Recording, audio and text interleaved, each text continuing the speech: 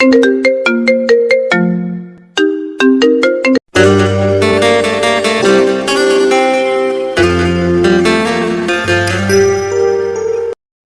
নতুন ভালোবাসার গল্প পেতে আমাদের চ্যানেলটি সাবস্ক্রাইব করে পাশে থাকা বেল আইকনে ক্লিক করুন।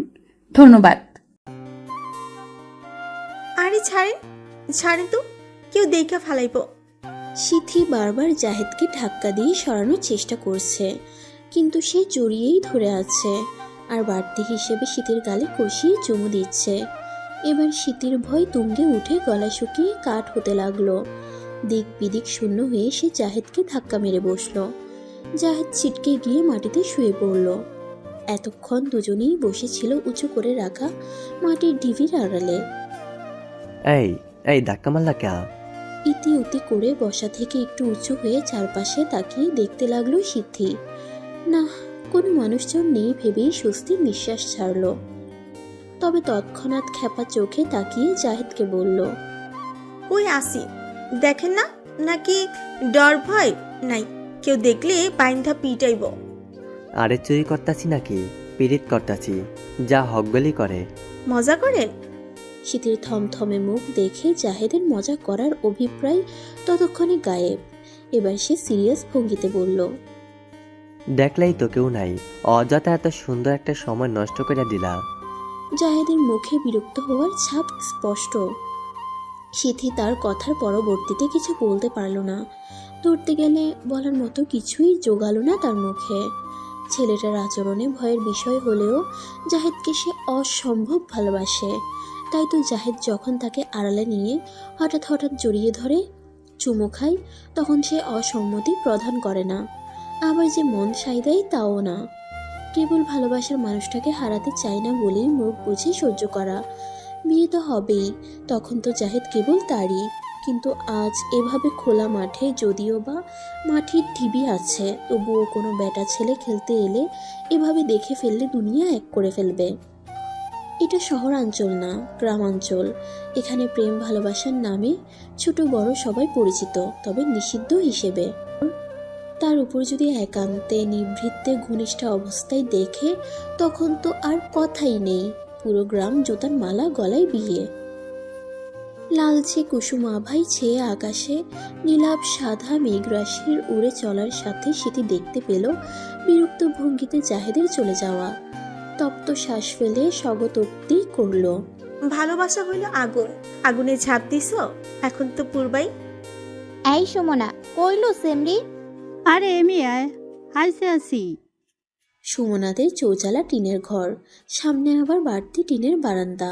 সেখানেই দাঁড়িয়ে তিথি চিৎকার করে সুমনার খোঁজ নিল। অতঃপর সুমনার গলার স্বর শুনে বাড়ির পেছন দিকে পা বাড়ালো।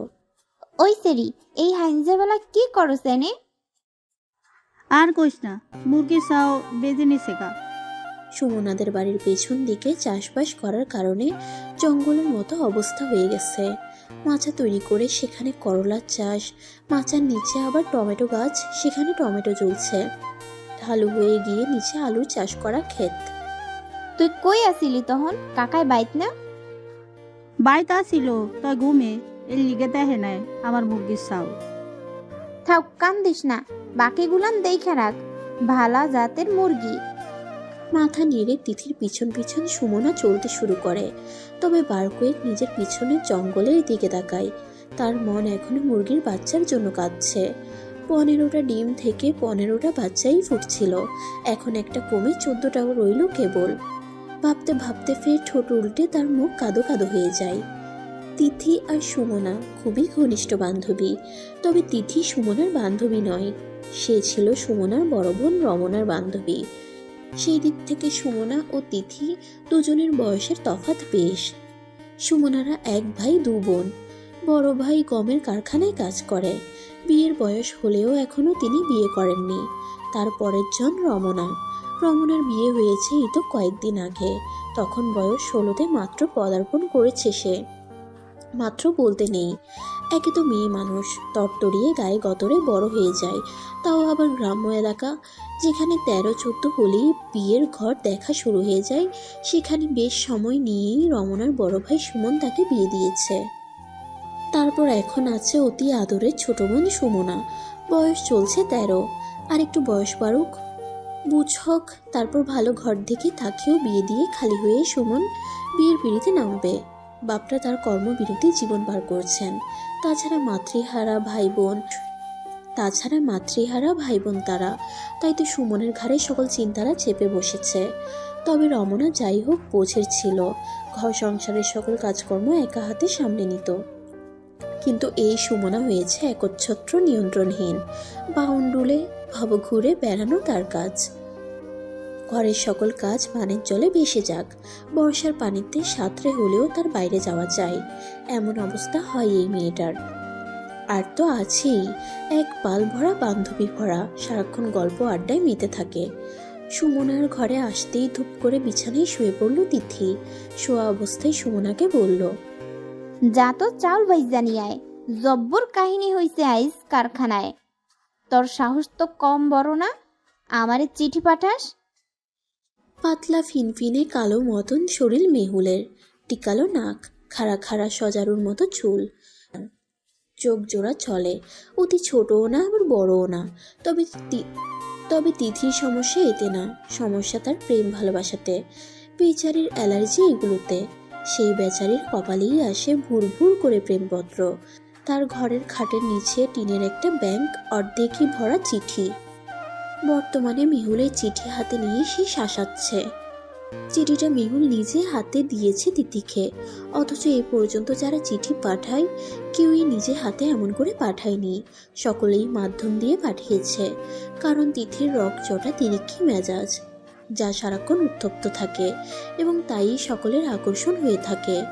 এই আকর্ষণে বিকর্ষিত হয়ে এত এত প্রেমের আবদার, যা তিথি খুব রমাভাবে প্রত্যাখ্যান করে। এবার যার পরাণে সে অবাক হয়েছে মেহুলের সাহসিকা দেখে, সাথে একটু ভালোও লেগেছে। তাই বলে প্রেম সে কখনোই করবে না বলে পণ নিয়েছে। কিন্তু ভাগ্য বলেও একটা কথা আছে না, যা আমরা চাই না তাই যেন ভাগ্যে এসে জুটে। দেখা যাক তিথির ভাগ্য তাকে কতদূর নিয়ে যায়। আর যদি দেখি এমন পীড়িতের পিতলা আলাপ চিঠি লেখা পাঠাইতে, খবর আছে কইলাম। তোর বড় আমি সম্মান দিয়া কথা ক। ওরে আমার সম্মান রে, মিনমিনি স্বরে দেখি তেজ ফুইটটা বেরিয়েছে। ভালা কথা শুনতে হইলে আমার লগে পীড়িত দেখাইতে আবি না, নাইলে মালিকরে বিচার দিমু। বলি দ্রুত মেহুলের সামনে থেকে সরে গিয়ে কাজ করতে লাগলো। নদীতে মাছ ধরার জালের কারখানা, মুন্সিগঞ্জে সারা এলাকা জুড়ে এই ব্যবসায়ী চলে এখানকার মানুষের জীবিকা নির্বাহের জীবন জড়িত দৃশ্য। কারেন্ট জালও তৈরি হয় এখানে। সবই অবৈধ, অনৈতিকভাবে। পুলিশ এসে জরিমানা করে, কারখানা সিল করে ধরে নিয়ে যায়। তবুও তারা এসব কার্যক্রম আবার শেষ থেকেই শুরু করে। তাদের জীবিকার একমাত্র উপার্জন এটাই, সেজন্য। আর এই কাজ করেই স্বাচ্ছন্দ্য বোধ করে। সেখানেই কাজ করে তিথি। শুধু একটা না, এমনই হাজার হাজার কারখানা সারা এলাকায়। জাল বানানোর প্রক্রিয়ায় শুরু থেকে শেষ পর্যন্ত সবকিছু জানতে হয় কর্মীকে। শুধু একটা প্রক্রিয়া জানলেই হয় না, না জানলেও দেখতে দেখতে শিখে যায়। তবে সুবিধাও আছে, যে যত বেশি কাজ সম্পর্কে জ্ঞাত হয়ে কাজ করে বেতন তার তত বেশি। তেমনি তিথি এ বিষয়ে পাকাপোক্ত, আগাগোড়া পুঙ্খানুপুঙ্খভাবে তার জানা, এবং সপ্তাহ শেষ হলেই টাকা গুনে হাসি মুখে বাড়ি যায় সে। সুমনার বাড়ির বিশাল উঠোনের মাঝে গল্পে মেতে উঠেছে 5 জন কিশোরী। কারণ বিদ্যুৎ নেই বিধায় এই আড্ডা। সুমনা ও তিথি মুড়ি মাখিয়ে নিয়ে এসেছে। সেগুলো পাটিতে রেখে দেওয়া মাত্রই হাত পড়ল রমনা, সিদ্ধি, নসিমনের। শুরু হয়ে গেল তাদের মুড়ি মাখা নিয়ে এক ঝাঁক পাখির মতো কিচিরমিচির করা। ওই তোরা চিল্লাইতেছস কে? সুমনার বাবার ধমকানিতে সব একদম নীরবে ছেয়ে গেল। এতক্ষণ ধরে মুড়ি নিয়ে কারাকারিও থেমে গেল। সবাই আস্তে আস্তে গল্প করতে করতে খাচ্ছে। হারিকেনের আলোতে অতটা স্পষ্ট বোঝা না গেলেও রমনার চোখে ঠিকই ধরা পড়ল শীতের গালে গোল হয়ে থাকা কালচে চামড়ায় হালকা নীল অংশ। আল গোছে শীতের পাশে বসে কানে কানে ফিসফিসিয়ে বলল, গালে দাগ লইয়া সারা গাও ঘুরছনি বু? এমন কথা তাও আবার হঠাৎ করে শুনে শীতল শিহরণ পিঠ জুড়ে বয়ে গেল। ফাঁকা একটা ঢোক গিলল সিথি, রমনার 2 বছরের বড় সিথি। আপনি করে কেউ কাউকেই ডাকে না। ভালোবেসে তুমি আর অতি ঘনিষ্ঠ গাঢ় হয়ে এলে তুই সম্বোধন চলে এখানে। স্মৃতির প্রেম কথন বিষয়ে অবগত এই মজলিসের সকলেই। 2 বছরের প্রেম, তাই বলে অতটা ঘনিষ্ঠ হবে সেই বিষয়ে অজ্ঞাত রমনার চোখ বড় বড় হয়ে সিথির গালের পানে তাকিয়ে দ্রুততার সহিত মাথায় ঘোমটা টানল সিথি। এত গরমে তাকে ঘোমটা টানতে দেখে নসিমন জিজ্ঞেস করলো, কি রে, ঘোমটা দিলি কে? গরমে না কতক্ষণ আগে দাপলা দাপলি কইরা ঘোমটা ফালাই দিলি। নসিমন আর সিথি বয়সে লম্বায় সব দিক দিয়ে সমান সমান বান্ধবী দুজনে। নসিমনের প্রশ্নে তোতলানো স্বরে স্মৃতি প্রত্যুত্তর করল, বাড়িতে যামুগা, ভাল লাগতাছে না রে। বলেই ইতি উতি করে আসন ছেড়ে উঠে দাঁড়ালো। তার এমন অদ্ভুত আচরণে সকলেই অবাক দৃষ্টি নিয়ে তাকিয়ে রইল। নসিমন তার সাথে সাথে উঠে দাঁড়িয়ে উদ্বিগ্নতার সহিত জিজ্ঞেস করতে লাগলো, কি রে, কি হইছে? প্রিয় বান্ধবীর এমন উদ্বিগ্নতা অন্য সময় হলে ভালো লাগার পরশ হিসেবে মন ছুঁয়ে যেত, কিন্তু আজ তা বিরক্তিকর ঠেকছে শীতের কাছে। সবার এভাবে ছেকে ধরা দেখে রমনা উঠে দাঁড়িয়ে নসিমনকে বসিয়ে দিয়ে বলল, তুমি বও তবু, তারপর শীতের দিকে তাকিয়ে বলল, যাইবার পারবা তো? অন্ধকারে মাঝ রাতেও বাড়ি থেকে দূরে অবস্থান করা বাথরুমে সাহস করে যাওয়া মেয়েকে এই কথা যেন জিজ্ঞেস করলো। স্মৃতি সহসা বুদ্ধিমান সেই ইঙ্গিত ধরতে পেরে বলল, চল আগায় দিয়ে আয়। দুজনে এগিয়ে চলল বাড়ির উঠান বরাবর আঁকাবাঁকা মাটির রাস্তা দিয়ে। পেছনে তাকিয়ে রইল হতভম্ব দৃষ্টি নিয়ে নসিমন ও তিথি। সুমনার অতটা হুঁশ নেই, সে উল্টো খুশি দুজনের ভাগ কমে যাওয়ায় মুড়ি এখন বেশি বিধায় সেও বেশি খেতে পারবে। নসিমন ভাবছে শীতের সাথে তার বন্ধুত্ব কত গভীর, অথচ আজ কি হলো? রমনাকে কেন তাকে এগিয়ে দিতে হচ্ছে? দুজনে কি লুকাচ্ছে তার থেকে? তিথি ভাবছে তার বড় বোন শীতের হঠাৎ কি হলো? আজকে তার অস্থিরতা স্পষ্টই দেখা যাচ্ছিল। কি নিয়ে তার বোনটার এত অস্থিরতা? জাহেদ যে করেছে এই কামটা তুই কেমতে বুঝলি? রমনার মুখে চাপা হাসি।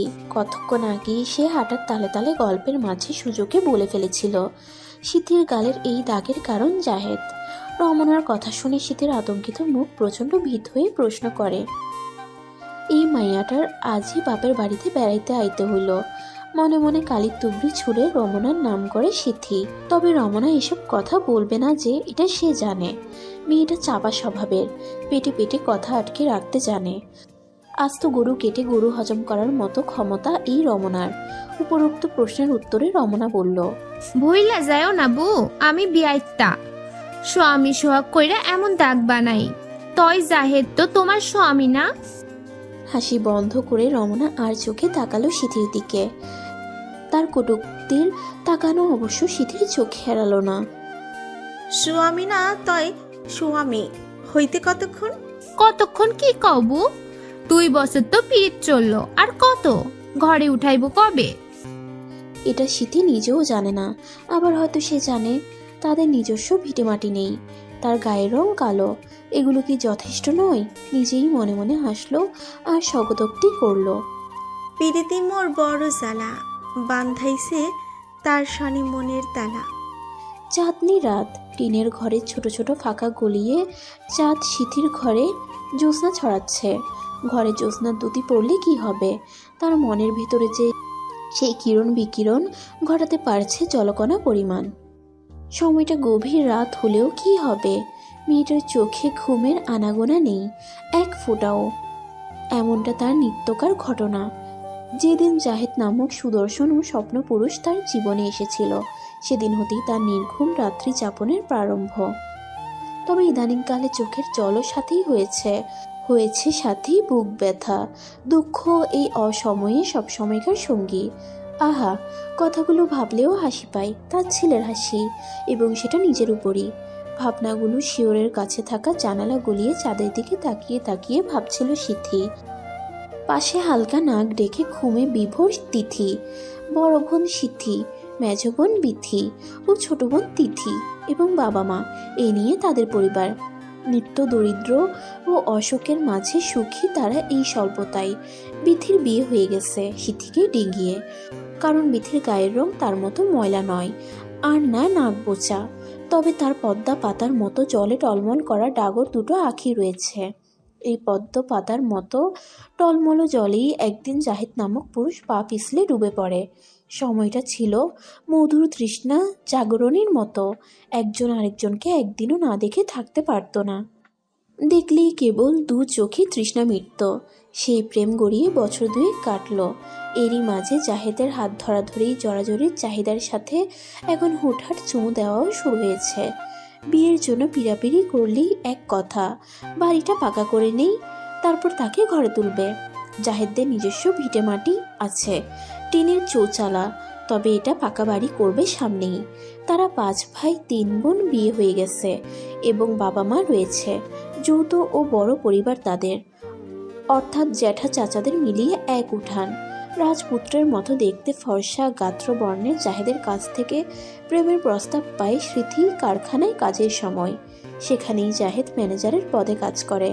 দু একবার এড়িয়ে চললেও এক সময় তার মন গলে যায়। এখন জাহেদের হাজার অসৎ চাহিদা হলেও সে পিছপা হতে পারে না।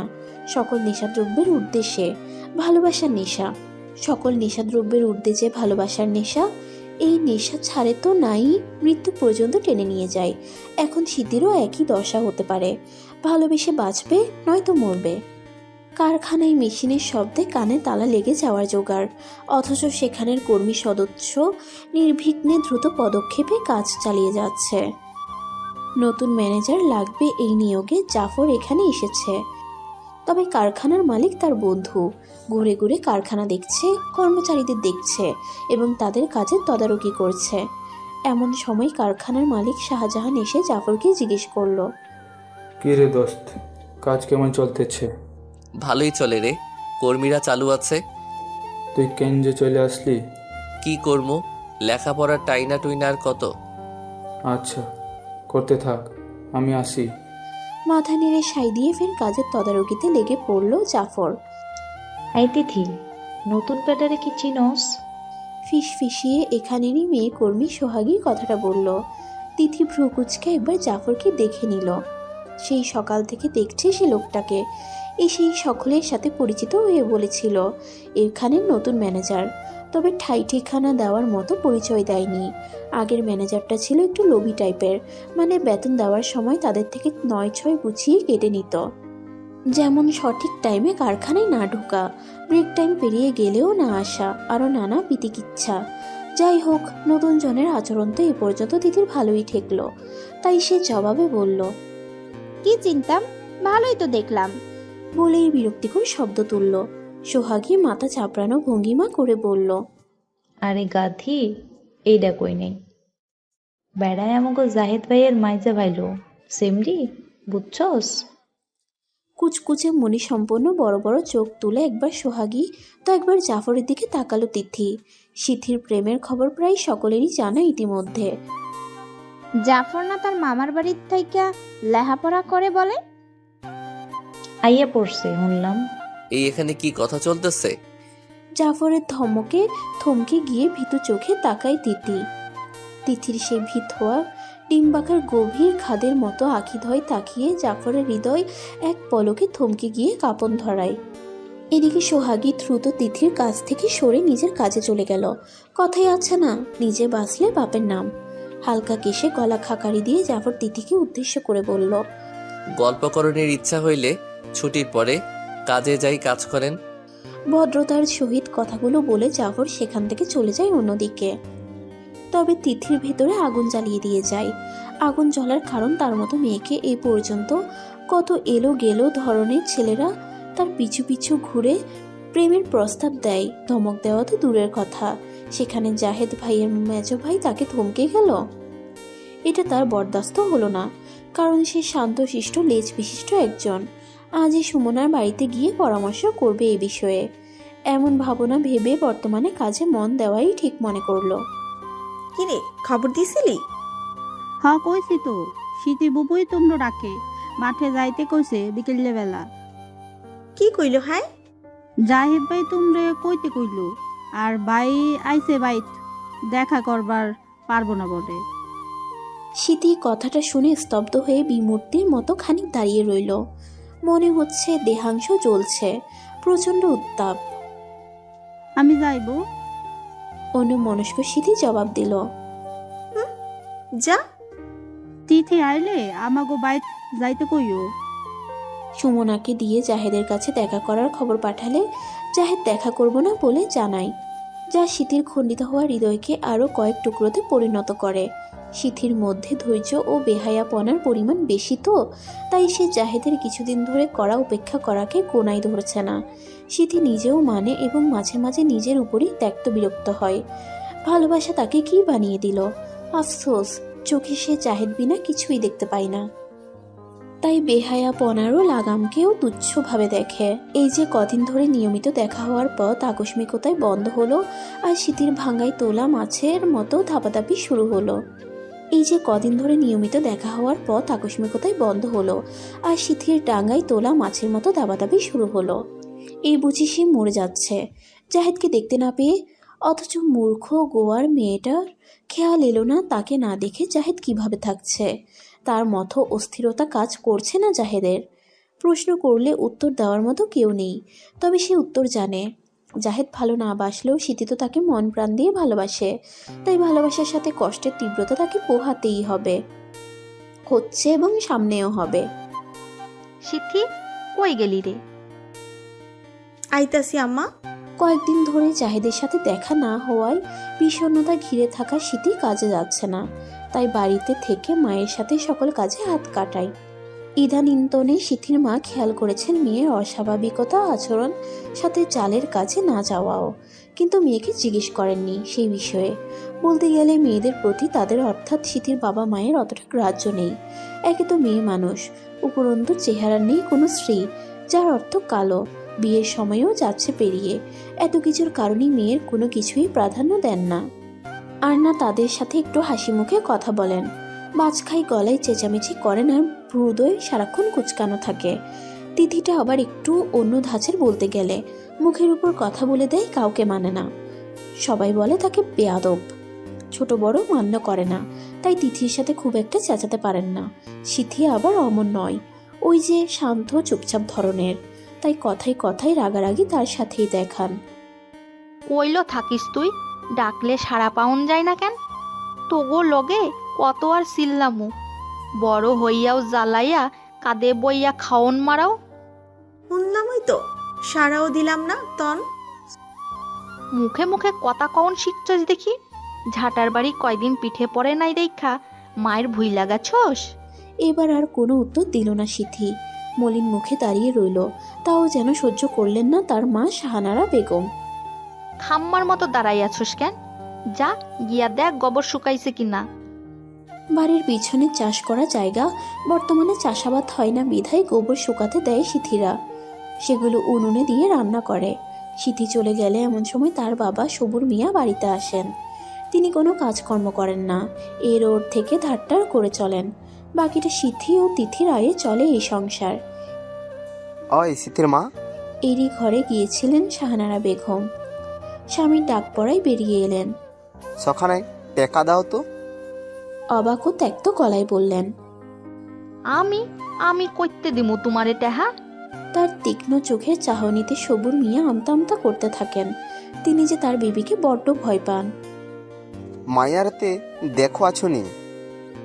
মায়ার থাকবো কইতে, মাইয়া কয়দিন ধইরা যে কামে যায় না দেখো নাই?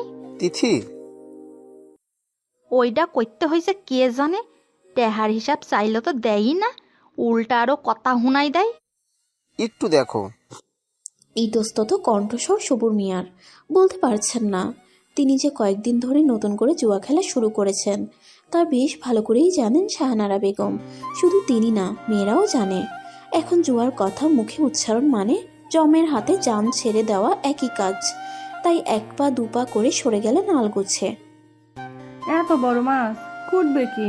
মাজার ব্যথায় পিড়িতে বইতে পারি না, জানো না তুমি? জাহানারা বেগম স্বামীর দিকে তাকিয়ে কথাগুলো বললেন। তার স্বামী মোর্শেদ মোল্লা হাতে ধরে থাকা বড় বোয়াল মাছ নিচে নামিয়ে রাখলেন। আমোদে শরেত স্ত্রীর দিকে তাকিয়ে বললেন, আহা অমন করো কে? পোলাডাই আইছে বছর খানে গইল, ভালো মন্দ খাও না কও। তাই বইলায় এত বড় মাছ, তাও এমন বিকেল্লা বেলা। মুরগির গোস্ত রাঁধছি, এখন আবার এইটা বইয়া কাটমু, তাহলে রান্তাম কোন সম। স্বামীর আহ্লাদে জাহানারা বেগম ন্যাকাস্বরে বলতে লাগলেন কথাগুলো। স্ত্রীকে পরম ভালোবাসেন তিনি, আর ভালোবেসেই বিয়ে তাদের। মুচকি হেসে স্ত্রীর ইঙ্গিতপূর্ণ কথাগুলো মর্মার্থ বের করে মাছ কাটতে বসে পড়লেন। বউ পাগল নয়, স্ত্রীর প্রতি ভালোবাসা থেকেই কাজে হাত বাটিয়ে দেওয়া। ফাঁকে ফাঁকে গল্পও করতে লাগলেন দুজনে। কিয়ৎক্ষণ পূর্বে খাবারের কাজে সমাপ্তি টেনে উঠানের মাঝে গল্প গুজবে বসেছেন মোর্শেদ মোল্লার পরিবার। যৌথ বড় পরিবার হলে এই একটা সমস্যা, একে অপরের সাথে ঝগড়া বিবাদ লেগেই থাকে। তাই মোর্শেদ মোল্লার বড় ভাইয়ের বাড়ির সম্মুখ পানে লম্বালম্বিভাবে বেড়া দেওয়া। ছোট ভাই স্কুলের শিক্ষক, তাই হয়তো পরিবারের সীমিত সদস্য সংখ্যা 4 জন মানুষ তারা, স্বামী স্ত্রী ছেলে মেয়ে। কারো ঝুট ঝামেলায় যাওয়ার মতো মানুষ না তারা, তাই ঝগড়াঝাটি না হলেও বেশিরভাগ নিজেদের ঘরেই অবস্থান করেন তারা। জায়েদের মা, একখান কথা। মুর্শিদ মোল্লার হাতে জাহানারা বেগম পান ধরিয়ে দিলেন। স্বামীর মুখ পানে উস্কুস হয়ে তাকিয়ে রইলেন, কি কথা হতে পারে জানার জন্য। মায়াগুলান রে তো আল্লাহর রহমতে পার করলাম। এবার মায়া ঘরে আনতে চাইতাছি। জায়েদের তো বয়স হইল, বিয়া দিতে চাইতাছি। কি কও তুমি? তা দেন, আমি আবার কি কইতাম। মা লাগো না ওর তুমি? পোলার লাগা বউ ঠিক করবা না, নাকি পছন্দ টছন্দ কইরা রাখছো পোলার বউ? এই কথাটার যেন অধীর আগ্রহে অপেক্ষা করছিলেন জাহানারা বেগম। তার ছোট বোনের মেয়ে সুমাইয়া ক্লাস 9-এ পড়ছে, ভারী মিষ্টি দেখতে। উজ্জ্বল শ্যামবর্ণের পান পাতার মুখশ্রীর মেয়েটার কথা মনে পড়ে গেল মুহূর্তেই, যার জন্মের সময় আলগোছে কথা দিয়ে রেখেছিলেন তিনি সুমাইয়াকে ছেলের বউ করার জন্য। জাহানারা বেগমও আত্মীয়ের মধ্যে বিয়ে করছেন। মুর্শিদ মোল্লার পিতা বোনের মেয়েকে ছেলের বউ করে ঘরে তুলেছিলেন। অন্যদিকে বাবা মায়ের কাছ থেকে দূরে বসে আলাপে মত্ত 5 ভাই। যেদিকে জাহেদের অগোচরে বিয়ের পরিকল্পনায় ব্যস্ত বাবা মা, সেদিকে জাফরের মনে প্রণয়ের ফুল প্রস্ফুটিত একেবারেই সংকল্পে। তোমারই কতদিন না দেখা আমার পরানটা পড়ছে জানো। না, জানি না বই আছি তো আমি। তুমি এমন করতেছো কেন জাহেদ? আমারই কি অহনার ভাল লাগে না? এর লাইগাই দেখা করো না। পেঁচাইবা না, আমার ভাই আইছে জানো না তুমি? তারপরও কেমনে এমন কথা কও? সিথি এবার জাহেদের হাত দুটো নিজের হাতের মুঠোয় নিয়ে বলল, আচ্ছা মাফ কইরা দাও, তাও রাগ কইরা থাইকো না। কয়দিন ধইরা তোমারে না দেখে আমি পাগল হয়ে গেছিলাম। কামে যাই নাই এই কয়দিন। ভারাক্রান্ত ও মলিন মুখ নিয়ে জাহেদের বুকে মাথা রাখতে চাইল সিথি। খানিকক্ষণ রাখলো, কিন্তু ইতস্তত হয়ে জাহেদ আস্তে ধীরে ছাড়িয়ে নিতে চাইল নিজের থেকে সিথিকে। অনুভূতির অসীম সুখের চূড়া থেকে মুখ থুবড়ে পড়ার মতো অবস্থা সিথির। এই প্রত্যাখ্যান সম্পর্কে অবগত সিথি বুঝে। এই বুক থেকে ছাড়িয়ে নেওয়া একেবারে প্রিয় মানুষটার জীবন থেকেও ছাড়ানোর মতোই। পীড়িত হলো কি হৃদয়, সাথে দহনে দগ্ধ। না না, দহন না, দহন তো প্রণয় থাকলে আসে, বিচ্ছেদ হবে। এ তো হবারই ছিল। কপালে ভালোবাসার প্রণয়ে পরিণয় তার মতো পোড়া কপালে সইবে কি করে? তবুও সিথি চেষ্টা করবে বলে পণ নেয়। মাসখানেকের দেখা সাক্ষাৎ বলতে গেলে দূর থেকে দেখা হলেও কথা হয়নি, তাই বলে কি 2 বছরের ভালোবাসা জলাঞ্জলি যাবে নাকি? এই তোমার কি হয়েছে গো, মনটা বেজার কেন? জাহেদকে আজ সকালে বলে দেওয়া হয়েছে সামনে শুক্রবারে সুমাইয়াকে আংটি পরিয়ে দিয়ে আসতে হবে, তাই আগে ভাগে যেন সে প্রস্তুত থাকে। মন তার 2 নৌকায় পা দেওয়ার ইচ্ছে পোষণ করছে। বিয়ে করে ঘরে বউ, বাইরে ভিন্ন স্বাদের জন্য সিথিকে যাচ্ছে, কিন্তু ভিত সে মাছ দিয়ে দুটোই ফসকে না সমুদ্রে ডুবে মরে। ভেবে দেখে বাইরে সিথিকে রাখা রিস্ক হয়ে যায় বেশি, যতই মেয়েটা তার জন্য পাগল হোক না কেন। সংসার পাতার জন্য স্বপ্ন দেখছে এতদিন ধরে। ঘরণী হওয়ার যার শখ সে তো বাইরে মনোরঞ্জন করতে চাইবে না। ঘরণী হওয়ার যার শখ সে তো বাইরের মনোরঞ্জন করতে চাইবে না। তবুও একবার বইলা চেষ্টা কইরা দেখবো মানানোর জন্য।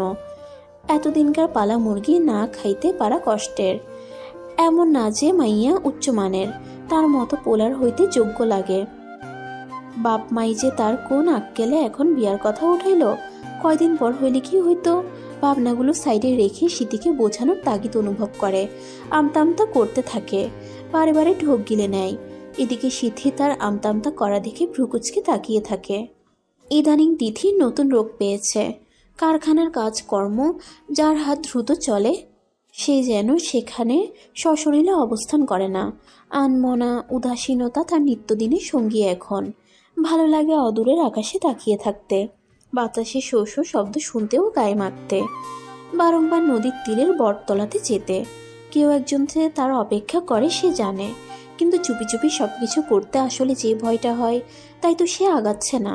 তাকে এই ভয়ে ভিড় দেখেও প্রেমিক পুরুষটা যাকে তাকে দিয়ে খবর পাঠায় একটু কথা বলার উদ্দেশ্যে, অথচ এই সাহসী রাগী মেয়েটা এবার ভয়ে তটস্থ। প্রেম বিমুখতা মেয়ে খুব ভালো করে জ্বর বাঁধিয়েছে প্রেমের তরে, এখন তো হাত পাও কাঁপে। প্রেমিক পুরুষটাকে দেখলে বুক দুরু করে, নিজেকে কেমন যেন দুর্বল নিস্তেজ মনে হয়। এসব দেখে একদিন তার প্রিয় বোনটাও জিজ্ঞেস করেছিল তার কি হয়েছে বলে, অথচ যাকে সব কথা জানাতো তখন এমন গুরুতর ভাল লাগে না রোগের কথাও জানালো না তিথি, চেপে গেল খুব করে। প্রেমিক পুরুষের প্রেম আহ্বানে সাড়া না দিয়ে চুপটি করে থাকাটাও তাকে ভীষণ পোড়াচ্ছে। ভালো লাগছে না কিছুই, সেজন্য সারাক্ষণ ছটফট করে দাপিয়ে বেড়াচ্ছে মন কানন, আর বলছে একবার তো গিয়া দেখ, মানুষটাই কি কইবার চাই, ভালোবাসোস তবুও শিকার চাইতে যত তোর মন যাইব মনে হয়। ভালোবাসা হয়ে যায় টুপ করে, যেন মাটির বুকে বৃষ্টিরা আসে চুপ করে, ভিজিয়ে যায় হৃদয় অভ্যন্তরে। মাদল হাওয়া শীতলতা বইয়ে মন খারাপের ধুলি রাশি উড়ে যায় তালে তালে। ওই সুমনা শুই না যা তো। সুমনার হাত পা কাঁপা শুরু করে দিয়েছে। সে লক্ষ্য করেছে কয়েকদিন ধরে জাফর ভাই তাকে পথে ঘাটে দেখলেই ডাক দেওয়া শুরু করে, কি জানি বলার জন্য। তার ভয়ের কারণ সম্ভবত জাফর ভাই তাকে পছন্দ করে, সেটা জানাতে বোধহয় ডাক দেন। ভয়ের আরেকটা ঘোরতর কারণও রয়েছে। তার ভাই সুমনের কানে যদি এই খবর যায়, তাহলে তাকে উঠানে শুয়ে ঝাঁটাপেটা করবে। আগে আগে এসব ভেবেই জাফরের কথা না শুনেই দৌড় দেয়, প্রতিবারের মতোই এবারও। জাফর এক শূন্যতা ভরা নিঃশ্বাস উগড়ে দেয় বাতাসে। মেয়েটা শুনলই না, এত ভালো একটা উপায় প্রতিবারই মাঠে মারা যাচ্ছে তার। বৃথা চেষ্টা চালিয়ে ব্যর্থতা হাসিল হলে যেন মন দগ্ধতা বাড়িয়ে উপহাস করে। আকাশের দিকে তাকালো জাফর। রোদের তীব্রতা আজ বোধহয় একটু বেশি। চৈত্র মাসের শেষ চলছে, এই সময়টাতে বাড়ির কাজটা ধরাই ভালোই হয়েছে, না হলে বৃষ্টি বাদলার দিনে কিভাবে কাজ করাতো। তবুও বৈশাখ মাসে জাহেদের বিয়ের দিন পড়েছে। না জানি তখনকার পরিস্থিতি কি হয়। সব কাজ একসাথেই কেন যে তার বাপ বিজ্ঞ মানুষ হয়েও করতে চাইলেন তার বুঝে আসলো না। তাদের পাকা বাড়ি তৈরি করবে বলে কাজ শুরু করেছে, সেখানেই সময় দিতে হচ্ছে তাকে। বাড়ির চারদিকে খোলামেলা, কোনো বড় কিংবা প্রাচীর তোলা হয়নি, তবে ঘেরাও করে চারদিকে বিভিন্ন ফলের গাছ লাগানো, বেশিরভাগ আম গাছ। সেগুলো এমনি এমনি আম খেয়ে ফেলে রাখা আটি থেকে হয়েছে, এখন বড় হয়ে ছায়াও ফল দিচ্ছে। তাদের বাড়ির ভিটে উঁচু, ঢালুতে ফসল ফলানোর বিস্তৃত চাষের জমি। সেই ক্ষেতের আইল দিয়েই সুমনা হেঁটে যাচ্ছিল। তাকে দেখে দূর থেকে ডাক দিয়েছিল জাফর, অথচ মেয়েটা কিছু না শুনে দৌড় লাগালো। সে শুধু তিথির কাছে খবর পৌঁছে দিতে চেয়েছিল, এই যে কয়েকদিন কাজে যাবে না তার কারণ। এমনিতে মেয়েটা জানে সে যে কাজে যাচ্ছে না। এক এলাকায় থাকার ফলে হয়তো তার কানে পৌঁছেও গেছে জাহেদের বিয়ের বিষয়টা, তবে ওই আর কি, এই বিষয়গুলোর সাথে একটু দেখা করার ইচ্ছে পোষণ করছে জাফর। ভাই লন আম্মায় পাঠাইছে। জ্যাঠার ছোট মেয়ে বিয়ের বয়সী হয়ে গেছে, বড়টার বিয়ে হয়ে গেছে, এখন শুধু নাতি নাতনির অপেক্ষা। এই ছোটটাই বাকি, এখন অবশ্য লেখাপড়া করে না। তার মন বাদর শুধু ঘোরাঘুরির নামে। না লইয়া যা, আমায় দেখলে ক্যাস লাইব। ভাই দেখি এখনো চাচিরে ভয় পায়। শরমের কথা বলেই সেই শরমে লাল নীল রূপ ধারণ করছে। এই বংশের সবগুলোই ফর্সা, অথচ যাকে বলছে সে নির্বিকার বিরক্ত। মেয়েটা অল্প বয়সে পেকে গেছে, অল্প বয়স ধরাও যায় না, যার নাকি বিয়ে হলে এখন বাচ্চা কাচ্চাই কোল ভর্তি থাকতো। তুই যা সাথী, রইদে মাথা গরম আছে, এখন তুই আইয়া মেজাজ গরম করতাছস। যা বলার পরেও সাথী যাওয়ার নাম নিচ্ছে না। নিবেই বা কেন? তার মন বাদর যে তার জাফর ভাইকে অবলোকন করতে ব্যস্ত, কিন্তু সেই ব্যস্ততা জাহানারা বেগমের সামনে বেশিক্ষণ টিকল না। সাথীর পিছনে এসে এক রাম ধমকে মেয়েটাকে কাঁপিয়ে তুললেন। এই স্যামরি, এনে কি করস? চাচিকে সাথী তার মায়ের চেয়েও বেশি ভয় পায়। তাও আবার জমদূতের মতো। উচ্চ গাত্র বিশিষ্ট চাচিকে দেখতেও দানবের মতো লাগে। তাই কথা গলা থেকে তার মুখে রাগ আড়ল না, সুরসুর পদে চলে গেল। এই ডাকতে দূরে থাকবি, ওলা দেখলেই খালি পিটলা আলাপ জম্বাস চাই। জাহানারা বেগম তার ছেলেকে শাসিয়ে বললেন। সেটা শুধু জাফর শুনল, মস্তিষ্কে ধারণ করল না। তার মস্তিষ্কে যে কেবল তিথি নামক মৌমাছি ভনভন করছে চিন্তায়। মেয়েটার সাথে যেন দেখা জরুরি হয়ে পড়ছে। বড় ভাইয়ের বিয়ে পর্যন্ত কি অপেক্ষা করতে হবে তাকে? বৃষ্টির জল হয়ে যায়, নাহি অন্তর শুকায়। ক্রন্দধ্বনি অবিরত, আসমানে বজ্রপাত যেমন গর্জনরত। তাহার শনে মোর বাসনা কেন যেন পূরণ হয় না, অপূর্ণতাই রয়ে। সে যে অধরা স্বপ্ন হয়ে। ভালোবাসা নামক সুখ পাখি দেখেই গেল বেচারি সিথি। তা আর পূরণ হওয়ার নয়, আর না সেই সুযোগ আছে বলে সে দেখছে। টিনের চালায় বৃষ্টির শব্দ তুলে নৃত্য চালিয়ে যাচ্ছে। দুটো দিনের প্রখর দাবদাহ শেষে মাঠঘাট এমনকি মানুষের গরমের চামড়াতে একটু শীতলতার প্রলেপ দিতে এই বৃষ্টির আগমন। কিন্তু সেটা কেবল সিথির হৃদয় নিংড়ানো, কান্না লুকানোর কাজেই লাগছে। তার হৃদয়ে তৃষিত খরা মাটিতে এক ফোঁটা জলের প্রলেপ লাগাতে আজ বৃষ্টির ব্যর্থতা। মরার মতো দিন কাটছে সিথির। সেদিনের পর থেকে দিনগুলো কেমন জানি হয়ে গেছে, না রঙিন আর না মলিন। বোধশক্তি কাজ করছে না। মাঝে মাঝে মনে হয় সে মৃত, আবার মনেও হয় না। কারণ মৃতদেরও তো একটু উপলব্ধি হয় শাস্তি অথবা শান্তির, কিন্তু তার তো সেটাও হচ্ছে না। জাহেদের কি শক্তি তাকে পাহাড় ছোড়া জয় করিয়ে আবার সেখান থেকে ভূমিতলে ধাক্কা দিয়ে সুখ ও দুঃখ দুটোই বোধ করালো। না না, তার শক্তি হবে না, হবে ভালোবাসার শক্তি। ভালোবাসার সে গাঢ় ও ধারালো অনুভূতি এমনই হয়, জীবন মৃত বানিয়ে ছাড়ে। এই যে এখন যেমন বিছানায় শুয়ে থাকা লাশের ন্যায় শুধু শ্বাস নেওয়া নিথর শিথিল, তেমনটা অনুভব হচ্ছে। সেদিনের কথাগুলো চোখে খানিক বাদে বাদে দৃশ্যমান হচ্ছে। স্মৃতি, আম্মাই আমার বিয়া ঠিক করেছে তার বোনের মাইয়া সুমাইয়ার লগে। সামনের মাসে বিয়া। শীতের বিশ্বাস হলো না। ওই যে কথাই আছে না, ভালোবাসায় অবিশ্বাস থাকে না, কিংবা থাকতে নেই। তবে ভালোবাসা নামক অভিনয়ে না থাকার ব্যাপারটা অতি নগণ্য। সেটা তো আর জানতো না মেয়েটা। এই শরীরের সর্বস্ব না হোক, মনের সর্বত্রই জাহেদের নাম খোদাই করেছে। আর ফল চোখের সামনেই চামড়ার মুখ নেড়ে অনায়াসে বিয়ের কথা বলে চলেছে। বিমূঢ়তা নিয়ে বিমূর্ত ধারণ করা সিথি ফ্যালফ্যাল নয়নে শুধু চেয়ে দেখছে। বিষয়টাতে সে কি অভিব্যক্তি ব্যক্ত করবে বুঝে উঠতে পারছে না। ইস, কি নিদারুণ কষ্ট। আমার দোষ কি? বহু কষ্টে ভার হয়ে জিহবা নাড়িয়ে বলল কথাগুলো। জাহিদ বুঝতে পারল ভুল হয়ে গেছে, কথাগুলো এখন বলে। মেয়েটা একদমই আবেগী আর গর্ধব বটে। না জানি আর কি রিয়াকশন বাকি। শুধু গ্রামে বিষয়টা না ছড়ালেই হয়। কোনো দোষ নাই। মাথা নিচু করে নিজের দোষটাও সাথে লুকানোর খুব ভালো অভিনয় করে ফুটিয়ে তুলল যে সেও নির্দোষ, মায়ের হাতের কেবল কাঠপুতুল। আমার যদি কোনো দোষ নাওই থাহে তইলে বিয়া বইতেছেন কেন, আর আমারে কইতাছেন বা না কেন? জাহেদ মুখ খুলবে কিছু বলার উদ্দেশ্যে সিথি তাকে বলতে না দিয়ে তার দুগাল ধরে নিজের দিকে নিয়ে বলল, দেখেন আপনি মজা করতেছেন না, আমি বুঝবার পারতেছি। তাই জানেন না আমি যে আপনারে অনেক ভালোবাসি। এরপরও কেমনে বিয়ার কথা আমার সামনে কইতে পারলেন? আপনার বুকটা কাঁপাইয়া উঠলো না একটুও? আমি সংসার সাজানোর স্বপ্ন দেখতাছি, আর হাউমাউ করে কান্নার ফলে গলাতে দলা পাকিয়ে কথাগুলো আটকে রইল। মুখ ফুটে বলতে আর পারল না। নাকে মুখে পানি এসে বিশ্রী রকম অবস্থা হয়ে গেল। অথচ জাহেদ ঘৃণায় বিকৃত, তবে মনে মনে প্রকাশ্যে কোনো কিছুই সে আনবে না। দোষী হয়ে যেন প্রমাণ না রয়ে যায়। কিস্তু কন বিয়াটা ভাঙ্গা দেন। জাহেদকে চুপ থাকতে দেখে হিচকি দিতে দিতে বলল সিথি। তখনও মেয়েটা বুঝল না জাহেদের ভালোবাসাহীন অভিনয়। এত কান্না করছে তবুও ছেলেটা একটুও তাকে সান্ত্বনা দিল না, আর না কাছে টেনে ভরসা জোগালো। উল্টো অন্য রকমের প্রস্তাব সম্মুখে রাখলো। বিয়াটা বাংতাম কেমতে জানো না? আমরা হগল ভাই বোনরা আম্মারে জমের লাহান ডরাই।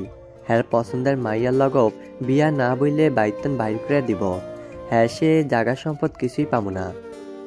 আমি আপনার ছাড়া যে থাকতে পারুম না, মহিলা সামু একদম। আহা, মরণের কথা আহে কইতন, আগে হনো কি কই, উপায় আছে একখান। উপায়ের নাম শুনে এবার যেন শীতের কলেজেই পানি এলো। কান্না কিছুটা থেমে শান্ত হলো। উন্মুখ হয়ে চেয়ে রইল বহু আকাঙ্ক্ষার বস্তু জিনিসটা নিজের করে পাওয়ার। কিন্তু আফসোস, বুঝলো না জিনিসটা তার কোনো কালেই ছিল না। সে মরিচিকার পিছনে ছুটে চলেছিল এতদিন ধরে, আর এখন মরিচিকা তাকে পিছু ঘুরিয়ে মরার দুয়ারে এনে দাঁড় করিয়েছে। এখন বুঝলেই তো আলা, বিয়া করণই লাগবো। তহ আমি চাইতাছি বিয়া করবো, তহ তোমারই করবো। তুমি হইবা বড় বউ। আর বাকি কথা বলার আগে জাহিদ অভিমুখী হয়ে বসে থাকা শীতের মুখের হাবভাব দেখে নিতে চাইল। তার প্রতিক্রিয়া ভালো হলে কথা আগাবে, কিন্তু সেটা বোধহয় আর সম্ভব হলো না। তার মতো ধুরন্ধর মস্তিষ্ককে বুঝলো না যে বাঙালি মেয়েরা সবকিছু ভাগ করতে পারে, তাদের মনে অনেক মায়া থাকে বলে। তবে একটিমাত্র জিনিস স্বামী নামক ব্যক্তিকে ভাগ তো করতেই পারে না। উপরন্তু মায়া মমতা তখন কাজে আসে না, আসে হিংস্রতার রাগ। আমি কেন বড় বউ হইতে যাবো? আমি হুদাই আপনার বউ হমু, আর কেউ না। এই থেমে কান্নায় ভেজা রক্তলাল চক্ষু নিয়ে জাহেদের ঘামে ভেজা শার্টের কলার ধরে বলল, শুনেন, আপনারে খালি আমি ভালোবাসি। ওই মাইয়া যেটারে আপনার মায় দেখাইয়া রাখছে, হয়তো আপনারে ভালোবাসে না। হের লেগা আমি আপনার বউ, অনের লেগা যোগ্য। মাথার উপরে তপ্ত রোদের ঝলকানি, যার দরুন মাথার তালু গরমে উত্তপ্ততর হয়ে আছে।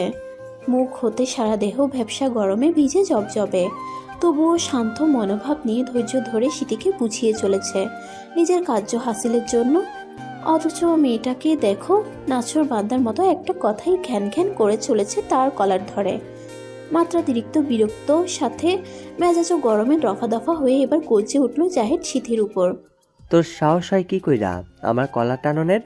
বলেই শীতের হাত কলার থেকে ছুটালো, সাথে এত বছর বেহিসাবি অপরিমাণদর্শী ভালোবাসা ও স্বপ্ন দেখার জন্য উপহার স্বরূপ থাপ্পড় দিল। নিজেরে দেখছোস কোনোদিন আই নাই? কাইল্লা মাইয়া নাই বাপের একখানা বিড়া, হ্যার উপরে বাপে খেলে জুয়া। কত দিক দিয়া তোগো সমস্যা, তাও তো তোর কপাল ভালা, কয়দিন আমার লগে পিঠ চালালি। এমন কালা মাইয়া আমার ধারে কাছে আহনের যোগ্য না। আর তো বিয়ে করন দূরের কথা, হ্যার মধ্যে এমন জুয়ারি মাইয়া। আমার বৌহনের শখ নি হ্যার আবার, হ্যাঁ কত শখ। জাহেদের এতক্ষণ ধরে বলা কোনো কথাই কানে গেল না শীতের। সেই যে থাপ্পড় পড়েছিল গালে, তখন থেকেই কান মন মস্তিষ্ক বদ্ধ। শোর শোর শব্দ ছাড়া যেন কিছুই বোধ হলো না। হয়তো বুঝলো, তবে ধারণ ক্ষমতা বর্তমানে নেই। শুধু টলমল পায়ে দ্রুত চলে এলো, না হলে সেখানেই জ্ঞান হারিয়ে নির্জীব পড়ে থাকতো। তখন কে দেখতো? জাহেদ। সে তো এখন মনের আগুনে পুড়ে ছাই হয়ে হাওয়ায় ধোয়া হয়ে মিশে গেছে। ব্যাককল আপনি, মাথায় আক্কল নাই? আপনি কোন আক্কলে ওই হামবলত সুমনারে ডাক পারতে গেছেন? অয় যদি কেউরে কইয়া দেয়? কি কইব শুনি? জাফরের নির্বিকার নিরুৎসাহিত উত্তরে তিথির গা চলে উঠল যেন। কি কইব আপনি জানেন না? না প্রায় রাগে চিৎকার করে উঠল তিথি। ভাগ্যিস গ্রামের বিরান পরিত্যক্ত এলাকায় এসেছে, চিৎকার চেঁচামেচিতে মানুষজন শুনে ফেলার ভয় নেই, না হলে কি অবস্থাই না হতো। জানি তো, তবু তুমি মুখে কও শুনি। আর চোখে তাকিয়ে তিথি জাফরের দুষ্টুমি মাখা ঠোঁটের কোন ঘেঁষে থাকা হাসিটা খেয়াল করলো। তাকে নাজেহাল করতেই এই কথার ছল, তা বেশ বুঝতে পারছে তিথি। দুজন কয়েক হাত দূরে দাঁড়িয়ে দু প্রান্তে। সময়টা হলদেটে কমলা ভাব বিকেলের কিংবা রক্তিম হয়ে ওঠা সূর্যের, সাথে দুজন প্রেমিক প্রেমিকা যুগলের। জাফর কাউকে দিয়ে তিথির দেখা করার ঝামেলাটা মিঠাতে না পেরে কারখানার মালিক ও তার বন্ধু শাহজাহানকে ধরে বলে তিথির সাথে কথা বলিয়ে দিতে। শাহজাহান মালিক হিসেবে কর্মচারীদের সাথে কথা বলতে পারে, এই নিমিত্তেই তাকে হাত করা জাফরের। তিথি ও মালিকের কথা অমান্য করতে পারবে না সেক্ষেত্রে, তাই তো আজ দুজনে অভিমুখী হয়ে দাঁড়িয়ে। ছপাত করে ইটের টুকরো কুড়িয়ে পুকুরের পানিতে ছুঁড়ে মারে তিথি। রাগে মাথা দপদপ করছে যে। সুমনা মেয়েটা বড্ড সহজ সরল আর ছোটও বটে, কি বলতে না কি বলে ফেলে। উপরন্তু বেশিরভাগই মেয়েটার মুখ ফসকে কথা বেরিয়ে পড়ে। এমন করে যদি তিথির ও জাফরের বিষয়টা কারো সামনে মুখ ফসকে বেরিয়ে পড়ে, তখন আর ভাবতে পারছে না সে। এদিকে তিথির অমন রেগে বোম হওয়া মুখচ্ছবি বেজায় পুলকিত করছে জাফরের। প্রিয়জনের হাসি খুশি কান্নার মুখচ্ছবিও ভালো লাগার তালিকায় পড়ে। তাই জাফরেরও ভালো লাগছে প্রেমিকার রাগের ছটায় লাল হওয়া মুখাবয়ব। মাথা নত করে স্মিত মিষ্টি হেসে জাফর শুধালো, আচ্ছা ছাড়ো, রাগ করে লাইগা ডাক পারছিনি। তাই কি এর লেগে ডাকছেন? তেছরা চাহনি দিয়ে ঘাড় বাঁকিয়ে জিজ্ঞেস করে তিথি। তার জানার আগ্রহ বেজায় নারাজ করে জাফরের মন। সে কি এখন বুঝাবে তাকে কেন ডাকা হয়েছে? কিভাবেই বা বলবে ভালোবাসার কথা? মেয়েটা কি বুঝে না? আর নাকি না জানার ভান করছে? করলেও বা সে কেন তার ডাকে সাড়া দিয়ে এলো? বুঝো না? সোজাসুজি প্রশ্ন জাফরের, যাতে মেয়েটাকে একটু ভরকে দেওয়া যায়। কিন্তু পরক্ষণেই চাল উল্টে ভারী পড়ল জাফরের উপর। তিথির কথায় সে ভরকে গেল। আলাদা ভাবছিলাম, তয়ার হকগুলের মতো আপনিও। কি আর করা, হুদাহুদি সময় নষ্ট। ভেঞ্জি কেটে কথাগুলো বলে হাঁটার পথ ধরল তিথি। বেচারা তা দেখে কতক্ষণ থম ধরে থমকে দাঁড়িয়ে রইল। অতঃপর দৌড়ে পিছু ছুটল তিথির। সেটা বুঝতে পেরে মিটিমিটি হাসতে লাগলো তিথি। শুরু হলো ভালোবাসার আরেক অধ্যায়। শেষটা কেমন হবে? সুখের নাকি দুঃখের সমাপন? সিথিবুর, কি হইছে রে? তারে দেখি না যে কদিন ধইরা। রমনা অন্তঃসত্ত্বা বিদায় বাপের বাড়ি আসা তার, না হলে শ্বশুরবাড়ি থেকে বের হওয়ার ছুতো পায় না বেচারি। গতর খাটিয়ে গোয়ালের কাজ করতে হয়, এখানে এসে যা একটু আরাম। ও বাড়িতে সেটা হয়ে ওঠা ব্যারাম। কইবার পারতাছি না, বউ তো মাসখানেক ওইল কাম সারছে। এইডা লইয়া ঘরে মেলা অশান্তি চলতেছে। মাইরও খাইছে আম্মার হাতে, তাও কেমনে জানিরা কারে না মুখে। ও বাড়িতে সেটাও হয়ে ওঠে ব্যারাম। রমনার প্রত্যুত্তরে তৃথির দুঃখে ভরা জবাব। অবশ্য বেশ চিন্তিতও দেখা যাচ্ছে মেয়েটাকে। আমার তো ডর করতাছে রে তিথি। নসিমন পাশ থেকে বলে ওঠে। তার মুখে ভয়ের কথা শুনে তিথি আতকে উঠে বলল, কি কও, আমারও তো ডর লাগতাছে। বুর বড় কোনো অসুখ হইল নি? আরে সেরি কি কস? অসুখ আইব কে? তাই যেটা আইছে ওইটাও কম বড় অসুখ না। কি হইছে বুর, তুমি জানো নি? কও দেহি আমারে। নসিমন কি বলবে এই মেয়েকে ভেবে পেল না। যদিও জাহেদ ও সিথির প্রেমের খবর তাদের জানা, তবে বিয়ের খবরটা এখনো চওড়া হয়নি। যদিও জাহেদ ও সিথির প্রেমের খবর তাদের জানা, তবে বিয়ের খবরটা এখনো চাউর হয়নি। যখন বিষয়টা উদ্বেলিত হবে তখন আর ভাবতে পারছে না। চোখে মুখে ধেয়ে আসা ঝড়ের আভাস পায় নসিমন। জাহেদ দেখতে সুদর্শন হলে কি হবে, উপর দিয়ে ফিটফাট ভেতর দিয়ে সদরঘাট ধরনের, বিধায় নসিমন পছন্দ করতো না। যখন সিথির কাছে ছেলেটার কথা শুনলো তখন সরে আসার কথা বুঝালো, কিন্তু মেয়েটা শুনলে বা বুঝলে তো। এই সেরি, সেদিন কথা শুনানোর লাইগা খাড়াইতে কইছিলাম, খাড়াইলি না কে?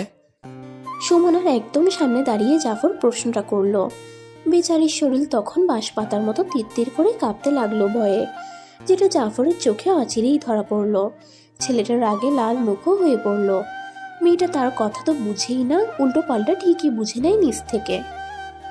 গঞ্জের থেকে ফিরছিল জাহেদের বিয়ের প্রয়োজনীয় জিনিসপত্র কিনে। ভ্যান বাড়ির দিকে পাঠিয়ে সে হেঁটে হেঁটে আসছিল বাকি পথটুকু। হাতে কলা খেতে খেতে আসছিল। কোন শয়তানে পেয়েছিল কে জানে। দানযুক্ত কলা ছিল বিধায় মুখের ভেতর থাকা দানাগুলো সুমনের মুখে ছুঁড়ে মারল।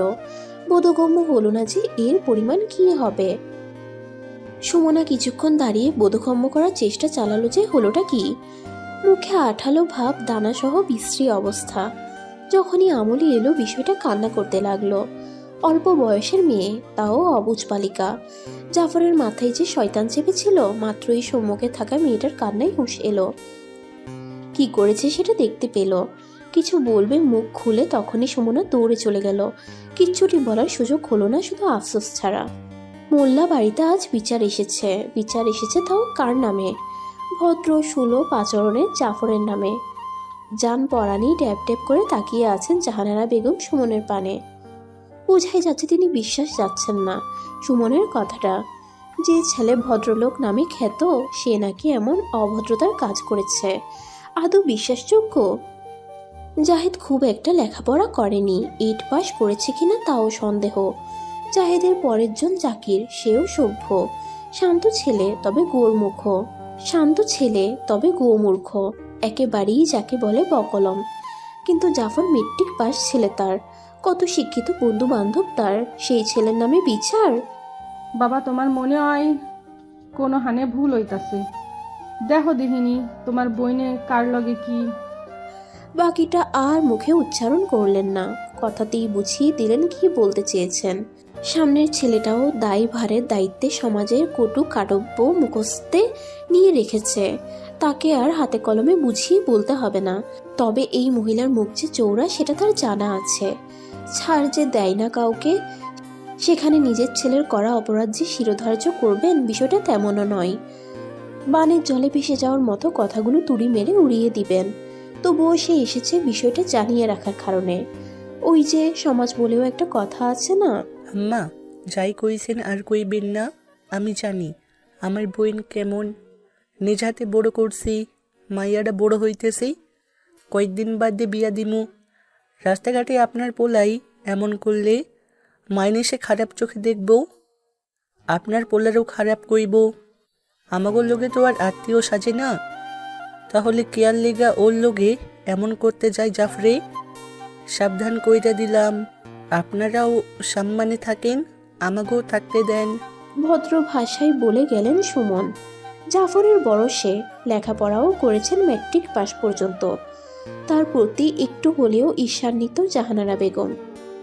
একদিকে কেউ ঘরে বউ তুলে তো অন্যদিকে কারো হৃদয় পুড়ে। কারো সুখের জোয়ার আসে, অন্যের সাথে সাথে সেই সুখের জোয়ারে দুঃখে ভাসে কেউ।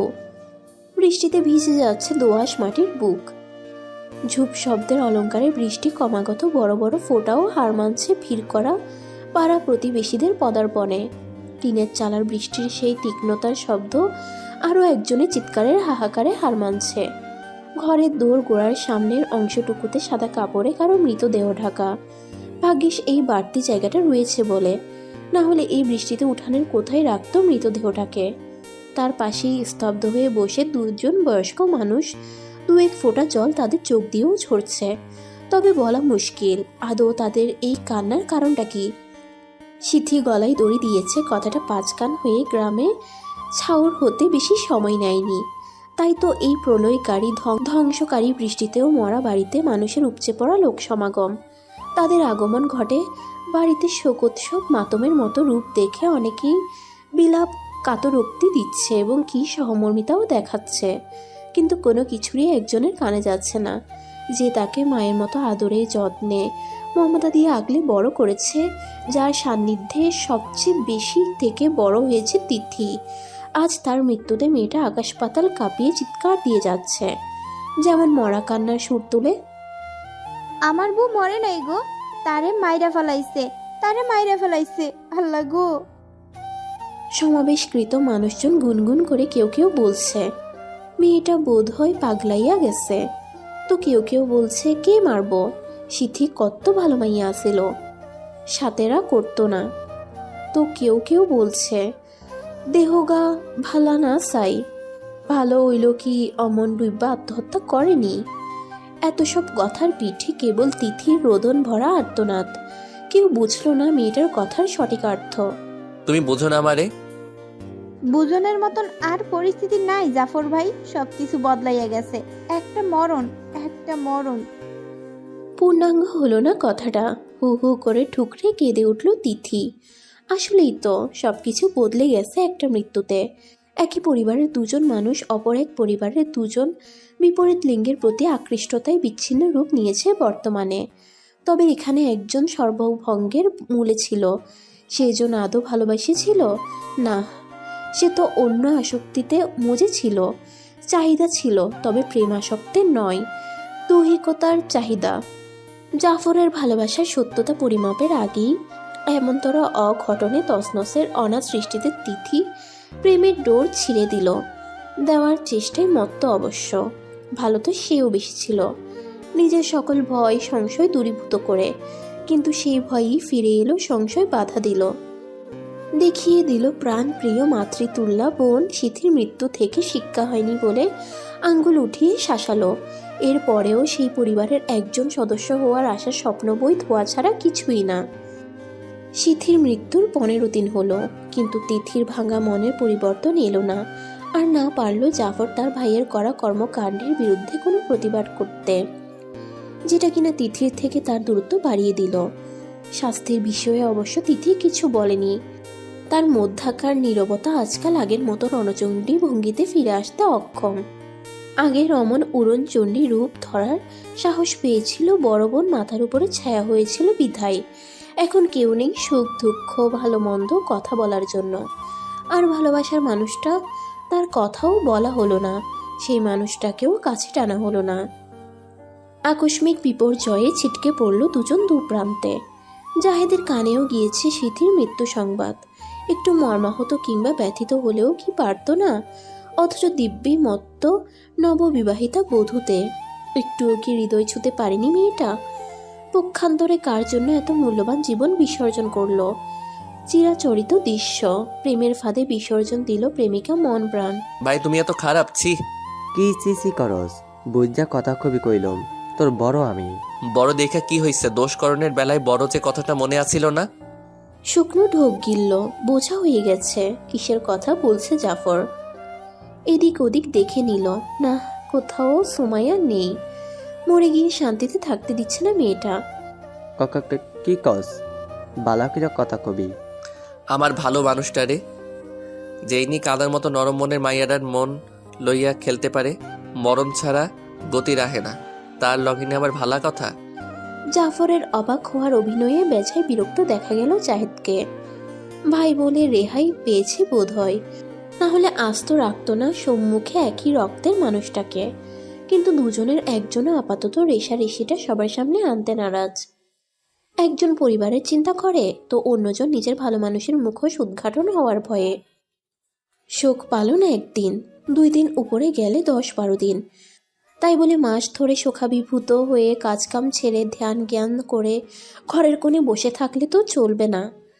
এইসবে তিক্ততাই ছেয়ে বিষাক্ততা মিশ্রণ স্বরে দাঁত কিরমিরিয়ে শাহানারা বেগম বলে উঠলেন, কাম কাজ কি করবি না? একটাই তো ময়রা বাইসা গেল, এখন বাহি একটা জ্বালাই জ্বলতাছি। হেডাও কেন যে বাইসা আছে, ময়রা আমাগো শান্তি দিলেও তো চলতো। মুখ বাঁকিয়ে তো কথাগুলো বলে ফেললেন, খেয়াল করলেন না কাকে বললেন। নিজের পেটে ধরা সন্তানকে। সন্তানের মৃত্যু কামনা করা কখনো মা হয় না। মাতৃত্বের মায়া মমতার ছিটেফোঁটাও তার মধ্যে কাজ করছে না।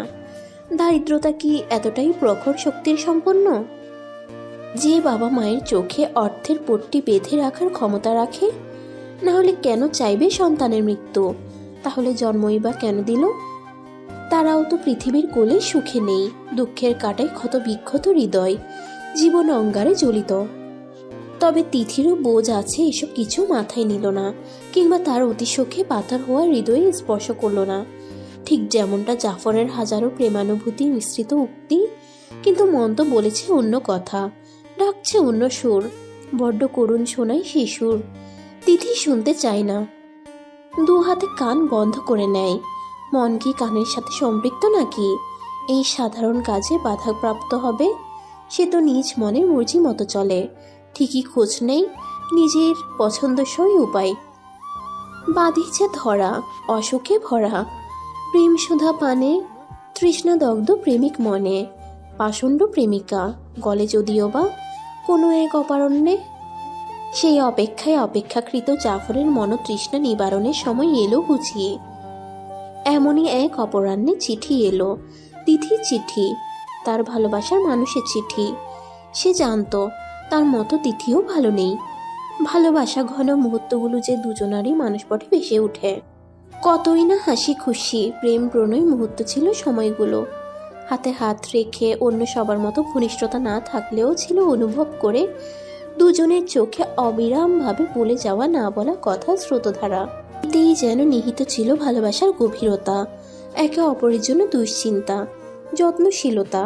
এত সব কি সহজেই মুছে ফেলা যায়? শরীরের অংশ কেটে ফেলা গেলেও মনের দাগের গভীরতা খুবই তীক্ষ্ণতর রয়ে যায়, আর ক্ষণে ক্ষণে পুনরাবৃত্তি করে স্মৃতির পাতা প্রমন্থনের মাধ্যমে।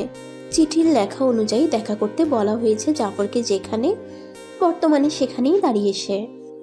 বিস্তৃত মাঠ মারিয়ে কলকলিয়ে বয়ে চলা নদীর ধারে, আনমনা উদাসীন ভঙ্গিতে দাঁড়িয়ে থাকা জাফরকে দেখলে মনে হয় হেরে যাওয়া প্রেমিক যোদ্ধা কোনো, তবুও আশার রাশ ধরে আছে। সেই অপেক্ষায় মুক্তি দিতে সুফলা আগমনে তিথি মৃদু স্বরে ডেকে উঠে, জাফর ভাই। পিছু ফিরে তাকাই জাফর, দেখতে পাই মলিন বিষণ্ণ মুখের মেয়েটাকে। এ কাকে দেখছে? এ কদিনে কি হাল করেছে মেয়েটা। শরীর শুকিয়ে একটু কালচে হয়ে গেছে গায়ের রং, তবুও মায়া ভরা চোখে তাকিয়ে রইল জাফর। ভালোবাসে তো, মেয়েটার কষ্টে তার হৃদয়ও ব্যথিত হয়। মন বলে উঠে এগিয়ে গিয়ে প্রেমপূর্ণ আলিঙ্গনে জড়িয়ে নিতে প্রেয়সীকে। বাধ্যে গভীরভাবে যেন মরণের আগ পর্যন্ত আগলে রাখা যায় এ বাঁধন। পিছে ভাবে তিতির ভাবনায় তার স্পর্শ অন্যভাবে নিবেই তো। নাজুক মেয়েটা লাজুকও বটে। এইসব বিষয় স্পর্শকাতর করবে তাকে, যা প্রেমিক মনেও আঘাত হানবে। পুরুষ মানুষ বলে কাঁদতে পারে না নিজের অপারগতার কারণে। মেয়েটাকে ভালোবাসার দুটো কথা বলতে গিয়ে এখন জড়তা কাজ করে। সেখানে ভবিষ্যতে নিজের অর্ধাঙ্গী রূপে পাওয়ার আশা করতে ভয় হয়, যা নেহাতি বোকামি মনে হয়। কি দেখেন? জাফর এক ধ্যানে তাকিয়ে থাকতে দেখে তিতি শুধালো। দৃষ্টির পলক ফেলল জাফর। নিস্তরঙ্গ সময়ে এক দমকা শীতল হাওয়া বইয়ে দিয়ে গেল যেন তিথির কণ্ঠধ্বনি জাফরের কর্ণকুহরে। আমার ভালোবাসার মানুষটারে। কথাটা শুনে তিথি থমকে গেল, কিন্তু চমকালো না। অতঃপর নদীর পাড় ঘেঁষে বিস্তীর্ণ ঘাসের উপর বসল। অদূর পানে শূন্য মনে চেয়ে রইল কতক্ষণ। জাফরও তার থেকে কিছুটা দূরত্ব বজায় রেখে বসল। তবে সে তাকিয়ে রইল উদাসীন নির্লিপ্তভাবে ধারণকারিণীকে। জাফর ভাই, জীবন এত কঠিন কেন? কারণ তার নাম যে জীবন। দুঃখ সুখ মিলাইয়াই তো মানুষের জীবন। কিন্তু সবাই তো সুখের অভাবী, দুঃখের অভাবী হইতে কেটা চায়? অবাকি হওয়া লাগে না। সুখ দুঃখ দুইজন একে অন্যের পরিপূরক দেখা একটার অভাবে আরেকটা থাকবই। জাফরের পানে এবার পূর্ণ দৃষ্টি নিক্ষেপ করলো তিথি। চোখে চোখ রেখে বলল, তাইলে আপনার আর আমার মাঝে কে দুঃখী আর কে সুখী কোন তো? যা বোঝার বুঝে গেল জাফর। জাফর সুখী হলেও সে সম্মুখে থাকা মেয়েটার মাঝে তার কিছু সুখ ও স্বপ্নের অংশ নিহিত, সেটা বলার জন্য মুখ খুলল। ওই যে কইলাম না, একে অপরের পরিপূরক। একটাই মাথায় গাইথা রাখো, তুমি আমার আর আমি তোমার পরিপূরক। একজন ছাড়া অন্যজনের অস্তিত্ব নাই গো তোমার মাঝে। আমার সুখ দুঃখ স্বপ্ন আশা। বলি এই প্রথম এগিয়ে গিয়ে তিথির দুহাত নিজের মুঠোয় নিয়ে ফের বলল, তুমি যেমন আমারে ছাড়া থাকবার পারো নাই, আমিও তোমারে ছাড়া এতদিন ভালো আছিলাম না। বুকটা খালি আমাগো পথ আলাদা না জাফর ভাই? উত্তেজিত জাফর মুহূর্তে স্তব্ধ। শান্তম বনে গেল তিথির কথায়। ঢিলে আসা মুঠো হতে হাত ছাড়িয়ে শুধালো ফের, হ্যার পরেও ভালোবাসি আপনারে, আশা করি, স্বপ্ন দেখি, জানি কাজ ভাঙানোর মতন সেগুলা, তাও মন্ডারে মানাইতে পারি না। দু হাতে মুখ ঢেকে টুকরে কেঁদে উঠল মেয়েটা। অসহনীয় পীড়ায় দুজনেই জ্বলিত সীসা যেন। দিদি ভাবছে কোন আক্কেলে সে এই ভুল পথে পা বাড়ালো। ওই যে নিষিদ্ধ জিনিস, যা মানুষের আসক্তি, এক সময় না এক সময় সেটা আকৃষ্ট করে নেশায় পরিণত করে। এই প্রেম ভালোবাসা কখনো করবে না করেও আজ অকল পাথারে হাবুডুবু অবস্থা তার। ডুবছেও না তীরে, ফিরতেও পারছে না, আর না গন্তব্যে। কারখানার অবস্থা মন্দাভাব চলছে। পুলিশ এসে সিলগালা করে দিয়ে নিয়ে গেছে চালের কারখানার প্রায় অনেক মালিককে। তবে শাহজাহানেরটাতে সবকিছু লুটপাট করে নিয়ে ট্রাকে বোঝাই করছে, কিন্তু তাকে ধরতে পারেনি। তাই তিথিদের এখন কদিন ছুটি, কাজ নেই, পাশেই বসে সময় কাটানো ছাড়া। মুন্সিগঞ্জের প্রায় বিবাহিত অবিবাহিত মেয়েরা অবসর সময় কিংবা জীবিকার উদ্দেশ্যেও হিসেবে এই জালের কাজই করে থাকে। এখন মন্দা সময়টাতে অলস সময় কাটানো ছাড়া গতি নেই। তবুও খালি বসে থেকে 2 পয়সা আয় করার বিকল্প হিসেবে অন্যদের বাড়ির ধান শুকানোর কাজ করে। এই যা সময় চলছিল। কারখানা ওদিকে চালু হওয়ার নাম নেই। আস্তে ধীরে আবারও কারখানার অবস্থা ফিরিয়ে আনতে হলেও সময় লাগবে মাস 2-3 মতো। এই জন্য জাফরের বাবা সিদ্ধান্ত নেন তাকে বিদেশে পাঠাতে। এই নিয়ে কথাবার্তা বলে কাগজপত্র রেডি করে ফেলেন তিনি। জাফর কিং কর্তব্য বিমূঢ় যখন চোখের তারায় কেবল তিথির অসহায় নদীর পাড়ে ক্রন্দনরত স্মৃতি ভাসে তখন। তিথি বাসায় না? ওর ঘরে। কালো মুখ করে বললেন শাহানারা বেগম। দিনকাল চলছে না না খেয়ে না খেয়ে। এর মধ্যে তিথির সখীর গোষ্ঠীদের দেখলে মেজাজ যায় খারাপ হয়ে। তবুও ভালোভাবে ভদ্রতা বজায় রেখে মুখ কালো করে যতটুকু বলেন এই ঢের। নয়তো ওনার যেই না কাচির মতো মুখ। তিথির চোখের নিচের কালো রেখার প্রদর্শিত চিহ্ন যেন বলে দিচ্ছে মেয়েটার গত হওয়া কত শত নিদ্রাবিহীন রাত্রি যাপনের। সাহিত্য তিথির শিওরে গিয়ে বসলো নসিমন, সাথে সুমনাও এসেছে। কতদিন হয়ে এলো তিথির দেখা মিলে না। সিতিবুর মৃত্যুর আর জাফর ভাইয়ের বিদেশ গমন যেন ভেঙে দিয়েছে মেয়েটাকে। ঝুলে থাকা রশ্মি তলে জ্বলন্ত মোমের মতো কাজ করেছে বিদেশ যাত্রা। সান্ত্বনা বাণী যেখানে তুচ্ছতম, তবুও নসিমনের আশা ভরসা হয়ে সহমর্মিতা হয়ে সাহস যোগান দেওয়ার জন্য। কারণ পরিস্থিতিটাই এমন। স্মৃতি তো মরে গিয়ে বেঁচে গেছে, যদিও সেটা ধর্মবিরোধী কাজ। তবে যারা বেঁচে থেকে জিন্দা লাশ, তাদের অনুভূতি কেমন? তিথির অবস্থা এখন তেমনই, অনুভবের বাইরে, আবার আর্তনাদ হিসেবে গুমড়ে মরা ভেতরে ভেতরে। কোন দেশ যাইতাছেন? মাথা নত জাফরের জবাব। তিতির ভাবাবেগ নেই, অনুভূতিহীন সে। জড় পদার্থে গড়ে দিয়েছে সিথির মৃত্যুর পার্শ্ব প্রতিক্রিয়া অর্ধেক, আর বাকি অর্ধেক জাফরের দূরে যাওয়ার ভীতি কাজ করেছে। যার দরুন এত সব দম বন্ধকর পরিস্থিতিতে আজ মেয়েটা অনুভূতিহীন।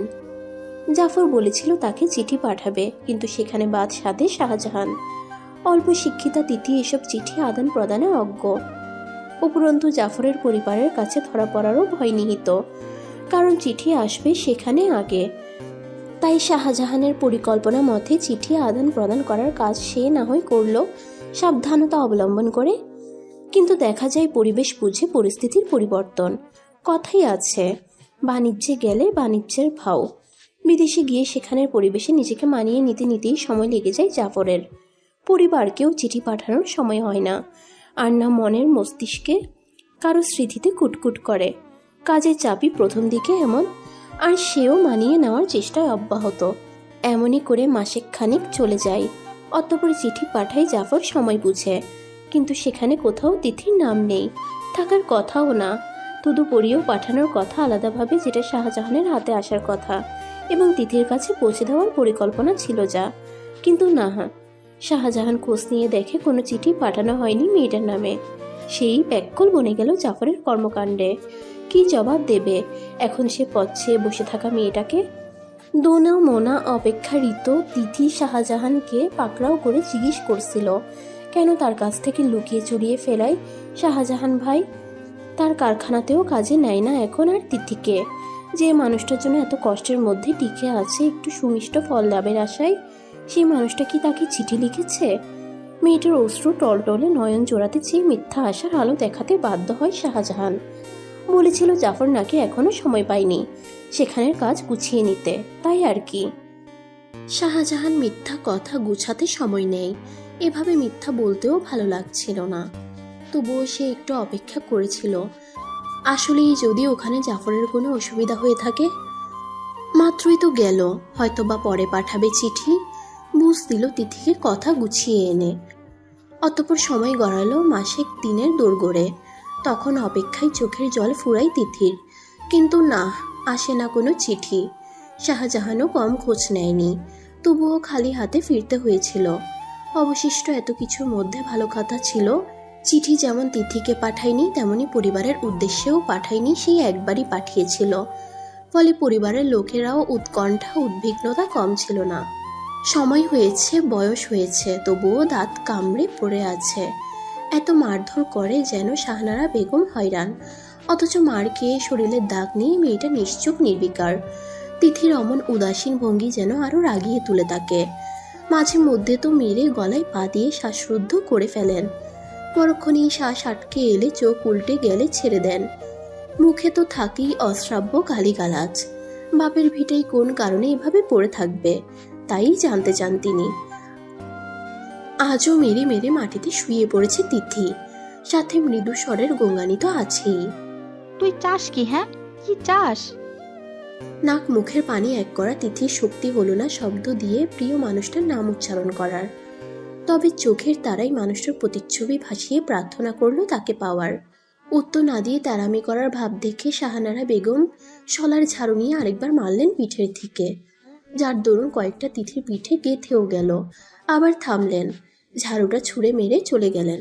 গতকালও তিথিকে দেখতে আসা ঘর ভেঙেছে মেয়েটা। মানুষজন এসেছিল দেখার জন্য, অথচ সে দরজায় খিল দিয়ে বসেছিল।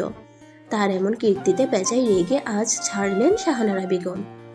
মাথায় বোঝা হয়ে রয়েছে, স্বামী জুয়ারি, পেটে ভাত মিলে না, এমত অবস্থায় ভালো ঘর থেকে বিয়ে দিচ্ছে মেনে নিবে তা না, অভিনয় শুরু করে দিয়েছে। পুরুষ মানুষ একটু বয়স্ক হয়ই, যেখানে 4টে বিয়ে যায় সেখানে 2টো করেছে কমই। এসব খুদ ধরতে আছে নাকি? গোলা ভরা ধান আছে, পাকা বাড়ি আছে, খাওন পরানোর জন্য যথেষ্টের চেয়ে বেশি আছে। এসব চোখে দেখার বিষয়। এত কিছু বুঝিয়ে তাও মেয়েটাকে রাজি করাতে পারলেন না শাহানারা বেগম। মার খাবে, তবুও ঘর ছাড়বে না বদ্ধপরিকর তিথি। জ্বরের ঘোরে জানালা দিয়ে তাকিয়ে দেখছে অদূরে মেঘ ঠেকে যাওয়া চাঁদকে। তার মনের খবর তো জানে না কেউ, তাই মার খেয়ে সে ক্ষত বিক্ষত আজ। আচ্ছা, যার জন্য এত কষ্ট সহ্য করা, সে কি তার কষ্ট দেখছে, বুঝতে পারছে? তাকে চাইছে খুব করে, যেমনটা তিথি চাইছে। এর চেয়ে মৃত্যু ছিল ঠের। ভয়কে জয় করে ভালোবেসেছিলাম ফের, কিন্তু কল্পলোকে সুন্দর কেবল তা, বাস্তবে তোমাকে পাওয়া যে বৃথা। কথা দিয়ে গিয়েছিল, কিন্তু সেটা কেবল রক্ষা করেছে তিথি। তথাপি যার রাখার কথা সে রাখেনি। কেন রাখেনি তা উল্লেখ করেছে নিখোঁজ হওয়ার 5 মাস পরের পাঠানো এক চিঠিতে। সেই খবর শাহজাহান এনে দিয়েছিল। জাফর বিয়ে করেছে। বজ্রধ্বনি বিচ্ছুরিত হয় তিথির মনে মস্তিষ্কে। হয়তো ভুল শুনছে, নয়তো বিপরীত ব্যক্তি ভুলভাল বকছে। শয্যাশায়ী রুগ্ন ভগ্ন তিথি একটু আশার আলো পেয়ে, অর্থাৎ শাহজাহানের কাছ থেকে জাফরের চিঠির কথা শুনে বহু কষ্টে উঠে বসেছিল। অথচ এমন এক খবর তাকে ধরাশয়ী করে ভূখণ্ডে আশ্রে ফেলল। তার অথ্র জীবনের কষ্ট যেন এই একটা সংবাদের থেকেও সহ্য সামান্য ছিল। বহু কষ্টে চোখ খুলে কাতর হয়ে প্রশ্নবোধক দৃষ্টিতে চাইলে শাহজাহান দৃষ্টি ঘুরিয়ে জবাব দিল, ওখানে পৌঁছানোর পর দিয়ে কই মাস উদয় হয়ে গেলি, মনে আছে? মাথা নাড়াই তিথি। তা দেখে ফের বলা শুরু করে, ওর টাইফয়েড জ্বর ধরা পড়ে, কেউ নাই দেখভাল করার লোকে। বাংলাদেশে পাঠানোর মতো অবস্থা আসছিল না। তখন ওর বস সিদ্ধান্ত নিল, ওইখানেই রাখে সুস্থ করে তুলবে যতটুকু পারে। তো দেখভালের লগে বাঙালি মাইয়া দরকার। বিদেশিরা তো এই কাম করতো না। খোঁজ লইয়া একখান মায়া পাইয়া গেল। ফরাজে যখন রোগ ধরা পড়েছিল, তখন থেকে ওর আলাদা ঘরে রাখে। সেই মায়াটারও পাশে লগে একখান ঘরে থাকতে দিল, যেন সেবা যত্ন করতে সুবিধা হয়। এতটুকু বলে থামলো শাহজাহান। বাকিটুকু বলার ইচ্ছা কেন, সাহসই জুটল না। চিঠিতে শুধু লেখা ছিল, অসুস্থতায় অমন সেবা যত্ন পেয়ে ভালো লেগে যায় মেয়েটাকে তার। তাই ভাবলো বিয়ের বয়স ও পরিবারের ইচ্ছেও তাকে বিয়ে দেওয়ার, সেজন্য মেয়েটাকে বিয়ে করে নিল। অথচ আসল খবর টেলিফোন যোগাযোগের মাধ্যমে পেয়েছিল শাহজাহান। আসলে তার খুবই খারাপ লেগেছিল তিথি নামক মেয়েটার অপেক্ষায় কাতর হয়ে প্রতিদিনকার দুর্দশার দৃশ্য দেখে। কার না মায়া লাগবে এমন স্নিগ্ধরূপী মেয়েটার প্রতি? মেয়েটার ভালোবাসার জন্য অসীম ধৈর্যের সাথে দেওয়া অপেক্ষার পরীক্ষা দেখে। মালয়েশিয়ার এত শত অচেনার ভিড়ে যদিও বা একজন বাংলাদেশি পেয়ে কিছুটা স্বস্তি বোধ করেছিল জাফর, তথাপি তার আগেই একদিন জ্বরের ঘরে তার দ্বারা অনর্থক ঘটনা সৃষ্টি হয়ে যায়। সেবিকা মেয়েটাও একটু আধটু জাফর নামের ছেলেটার সেবা করতে গিয়ে ভালো লাগার বীজ বপন করে ফেলে মনের বাগানে। তা একসময় ভালোবাসায় পূর্ণ গাছে পরিবর্তন হয়। এর থেকে সেও বাধা দেওয়ার মতো কোনো কারণ দেখেনি। উল্টো এমনতর কাজ মেয়েটাকে যেন পেয়ে বসলো জাফর নামক সুদর্শন পুরুষকে কাছে পাওয়ার তাড়নায়। ভালোবাসার নজরে যত্ন আত্মীর বাহানায় জানান দিতে লাগলো জাফরকে তার ভালোবাসার কথা। জাফর প্রথম দিকে এড়িয়ে গেলেও পুরুষত্বের সংযমে বাঁধ ভাঙতে সক্ষম হয় মেয়েটি। আর জাফরও তো পুরুষ মানুষ, যা আগুন নারীর সংস্পর্শে এসে গলে গিয়েছে। অতঃপর বিয়ে সেখানে ফরজ হয়ে যায় বিধায় স্বামী স্ত্রীর বন্ধনে বাঁধতে হয় তাদের। তিথির উৎসুক উদ্বিগ্ন নজর ভাবনার চেতনা থেকে বাহিরে আনলো শাহজাহানকে। সে বসা থেকে তড়িৎ গতিতে উঠে বাইরে চলে গেল। তার পক্ষে জমানবন্দিতে বলা সম্ভব নয়, কিছুতেই নয়। এসব বলারও যোগ্যতা রাখে না। তবে অন্য উপায় রয়েছে তিথির জ্ঞাত করার। কিন্তু তিথি তার যাওয়ার মুহূর্তে দম আটকানো গলায় কেবল এতটুকু শুধালো, নাম কি তার? নেশার। ভাগ্যের ফেরে আজ দুঃখিনী সে, আজ নয়তো আজ জন্মকাল থেকেই। জন্ম হয়েছে কেবল দুঃখ বোধকে আলিঙ্গন করতে, নিদারুণ কষ্ট সইতে। নিদারুণ কষ্ট সইতে সইতে গা সওয়া এই কষ্ট নতুনত্ব এনেছে জাফরের বিশ্বাসঘাতকতা। যদিও বা তার কাছে সেটা মনে হলেও আপাত দৃষ্টিতে জাফর সেটা মনে করে না। সে তো তিথির অস্তিত্ব আছে বলে মনেই করে না। ভুলে গেছে কি না, নাকি তার এত প্রেম ভালোবাসা নিবেদনীয় সকল কার্যক্রম ভ্রম ছিল, মিথ্যে ছিল? কিভাবে ভুলে গেল মধুমেহ সেই সময়?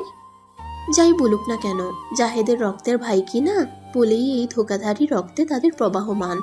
হাতের কাগজের টুকরোটা যত্নে রেখে দিল বালিশের নিচে। শাহজাহান কারোর উল্লেখ করে চিঠিটা পাঠিয়েছিল। এ নিয়ে কত শতবার যে বিনিদ্র রাতগুলোতে পাঠ করেছে তার বলার অপেক্ষা রাখে না। অবশ্য চোখের নিচে কাজলের নেই মোটা কালিও সেই চিহ্ন বহন করে। আজকালের তার দিন কাটছে এই অন্ধকার ঘরের অন্ধত্বে বিস্তার করে। খাওয়া দাওয়ার ঠিক নেই, আর নেই বাইরে বের হওয়ার তাড়না। যেন অপেক্ষা ফির কোনো কিছুর, হয়তো মৃত্যুর। মেয়ের অমন দশা দেখে দুশ্চিন্তাগ্রস্ত হন শাহানারা বেগম। মারধর করেন না আগের মতন। মেয়ের অমন সহনশীলতা দেখে নিশ্চুপতা শান্ত ভাব ভেতর থেকে নাড়িয়ে দেয় যেন তাকে। মৃত্যুমুখী অবস্থা দেখে বিমুখতা ফিরে আসতে বাধ্য হন। বিধ্বস্ত রূপী থেকে ফিরিয়ে আনতে বিয়ে দেওয়ার পরিকল্পনাও আঁটেন মনে মনে। অথচ একই কাহিনী, মেয়েটা বিয়েতে রাজি নয়। মেয়ের এবারও বিমুখতা নারাজ করে তুলে শাহানারা বেগমকে। তবে এবার তিনি বুদ্ধিমত্তার সাথে পরিচয় দিয়ে রাজি করার বন্দোবস্ত হেতু নসিমন সুমনা রমনাকে ডেকে পাঠান। নসিমন সুমনা এসে হাজির রমনার বাচ্চা, ছোট বলে আসতে পারে না। নসিমন সুমনা এসে হাজির, রমনার বাচ্চা ছোট বলে আসতে পারে না। বিছানার সাথে হেলান দিয়ে আনমনা তিথি দরজার সামনে তাদের খেয়াল হতেই অবাক হয়ে তাকায়। নসিমন ও সুমনা এগিয়ে এসে দুপাশে দুজন বসে। নসিমনই আগে কথা শুরু করে, কি খবর তোর? আমার বিয়াতেও আইলি না যে? তিথি স্মিত হাসলো কেবল, কারণ জানা সত্ত্বেও মেয়েটা তাকে কথা বলানোর জন্যই এমনতর প্রশ্ন শুধাচ্ছে। কথা কবি না তিতিমণি, আর কত শখ অসুখে ভোগাবি? তোর জীবনের দাম নাইকা? ওই হারামজাদার জীবনের দাম এতই বেশি তোর জীবনের চাইয়া? ওই নিমক হারামি লেগা তোর জীবনের হাসি খুশির জলাঞ্জলি দিবিনি? এসবের যোগ্য ও নয়। জানালা গলিয়ে বাইরে তাকিয়ে থাকা নির্লিপ্ত বৈরাগী উদাসীনতা তিথি যে তার কথা কানে তুলে নিয়ে জান পড়ানি বুদ্ধিমান নসিমন ধরতে পারল। আসলে কথা হলো যে জেগে জেগে ঘুমায় তাকে আর ঘুম থেকে জাগানোর প্রয়োজন নেই। তিথির হয়েছে সেই দশা, তাকে নিজ থেকে সাহস সঞ্চার করতে হবে। অন্যরা ঠেলে ঠেলে তার চেতনা ফিরাতে পারবে না। তিথির বিয়ে, চমৎকার না খবরটা? আসলেই এত এত কাহিনীর পরেও তিথির বিয়ের খবর চমৎকার, বিস্ময়কর। মনে আছে শুকনো পাটকাঠি, কালো গাত্রবর্ণের মেহুলের কথা? হ্যাঁ, সেই মেহুলের সাথেই তিথির বিয়ে, আর প্রস্তাব নিয়ে এসেছিল শাহজাহান। শাহজাহানের অপার অনুরোধে তিথি রাজি হয়েছিল, আর বাদ বাকিটা নসিমনের সেদিনের কথাই। সেদিন সে সর্বত্রই কর্ণগোচর করেছিল, তবে ভাবনা জগতে বিচরণ করে বাস বিচার করেছিল বলেই নসিমন ধরতে পারেনি। যাই হোক, মূলত বিয়ে হচ্ছে, মেয়েটার একটা গতি হচ্ছে, এতেই যেন শাহানারা বেগমের চোখে মুখে উপচে পড়া খুশি বের করেছে। কে না চায় সুখের হাতছানি দেওয়া হাত ধরতে? চায় না তারা, যারা ভালোবাসার মানুষের কাছে বোকার মতো ধোকা খেয়ে ধাক্কা খেয়ে তারার মতো খসে পড়ে। জীবনের গুরুত্ব, পরিবারের গুরুত্ব তাদের কাছে ভালোবাসার মানুষের ভূমিকা বেশি। না হলে কেন মরবে অমন ধোকা দেওয়া অমানুষটার জন্য? ওইসব অমানুষকে ডিজার্ভ করে এত গুরুত্বপূর্ণ জীবনের হায়াত? তিথিও এত সব ভেবেই সিদ্ধান্ত নিয়েছে কার জন্য সে মরবে, অশ্রু ঝরাবে সেই মানুষটার জন্য যে তার অশ্রু জীবনের মূল্য বোঝেনি। তাই তাকে যে ভালোবাসবে, তার কষ্ট ভুলিয়ে তাকে ভালো রাখবে, সেই মানুষটার কাছেই তিথি ভালো থাকবে। আর মানুষটা হলো মেহুল, যে কিনা জেনে শুনেই তিথিকে আপন করার অপেক্ষাই ছিল এতদিন। সেখানে কোনো অনুগ্রহতা, দয়া নেই, আছে কেবল অসীম বিশ্বাসের শুদ্ধ মিশ্রিত ভালোবাসা। যে ভালোবাসা তিথির শোক অসুখকে ভালোবাসার অসহ্য অসুখে পরিবর্তন করবে।